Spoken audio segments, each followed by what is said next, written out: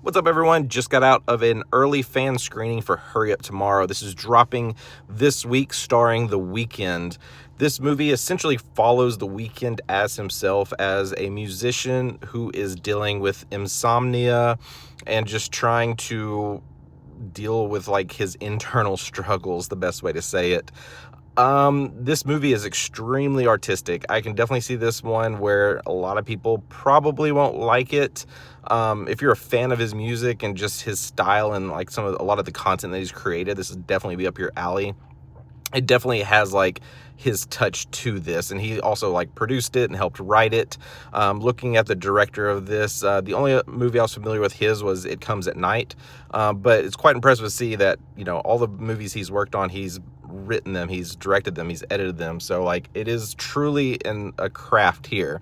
But let's get back into this movie. It's, you know, the best way I can describe it, like there's a lot of moments where this almost felt like the 2015 Steve Jobs movie, because we're following this musician where it's more of a behind the scenes. It's kind of what they're going through as they're preparing to perform in front of so many people, like the people that they have to deal with, just those things of like keeping them in this zone of like why they're doing what they're doing. But then we also have Jenna Ortega in this movie, and her character is quite fascinating, and I'm sure there's like some deep meanings to this movie, because when you watch this, it does have this personal feel to it, and there's moments in this where I can definitely relate. There's like there's moments that they show in this movie, like emotionally, where I know I've been in these positions before in life. And I think a lot of people will connect on that level, because this is an emotionally driven movie. But really, when we get these two characters connected, this movie does kind of shift into more of a misery feel, or even The Fan, if you've seen either of those movies, because it does get to an intense, heightened place.